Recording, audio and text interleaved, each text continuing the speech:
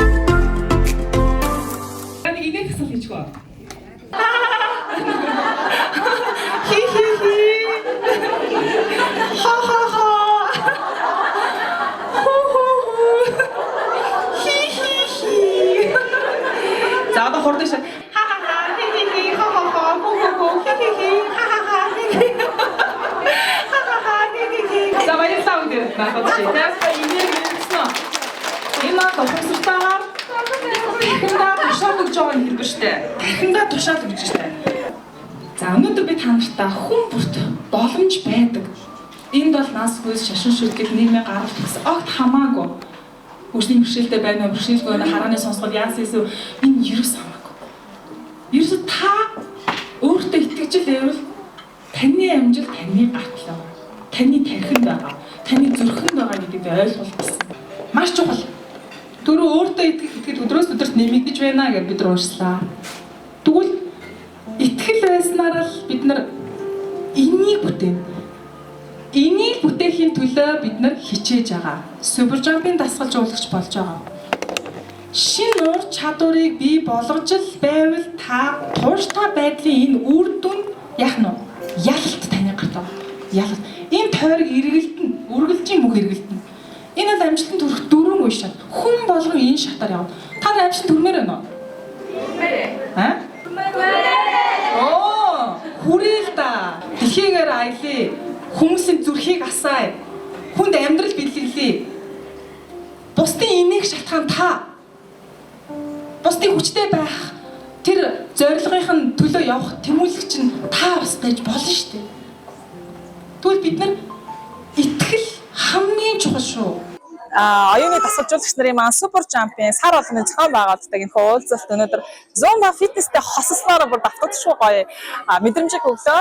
За өнөөдөр арга хэмжээнд хөрөлцөрсөн бүх оюуны дасгалжуулагч болон шинэ хүмүүстээс маш их баяртай байна. За миний хувьд болохоор оюуны дасгалжуулалтаар хичээлээд яг 2 жил 10 сар болж байгаа юм байна.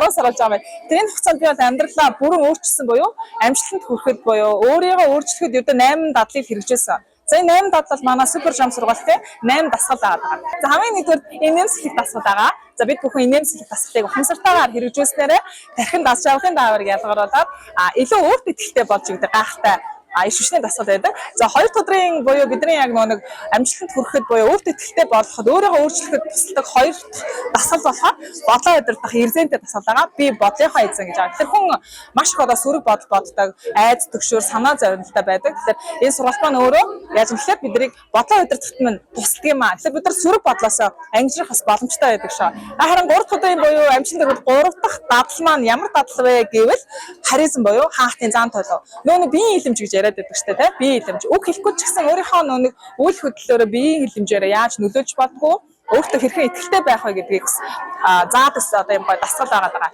Харин дараагийн бидний хэрэгжүүлдэг дасгал маань эрүүлжих буюу усны дасгал байгаа.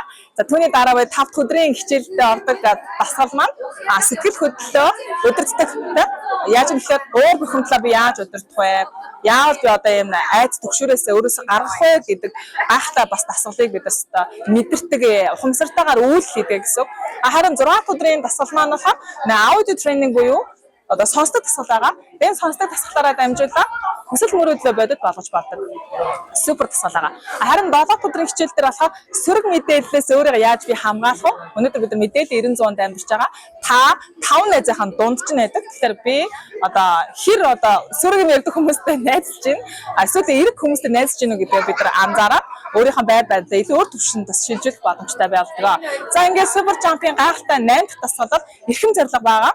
Тэгээ ер нь бол бид нар яагаад энэ сургалтын дасгалжуулагч болдгоо гэхээр эрхэм зорилгоо ухамсарладаг, аз жаргалыг түгээдэг, эхлэхдээ нээлттэй хүн, тийм ээ?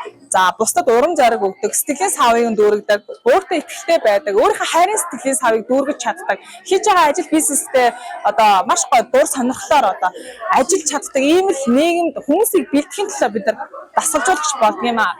Тэгэхээр эрхэм зорилго гэдэг гайхалтай агуу том зорилготой хүн яг тэгэхээр энэ нийгэм маш олон нөлөөллийг бий болгодог шүү. За тэгээд та нар маань дасгалжуулагч болоорой, өөрийгөө өөрчлөөрэй гэж бас уриалж байна.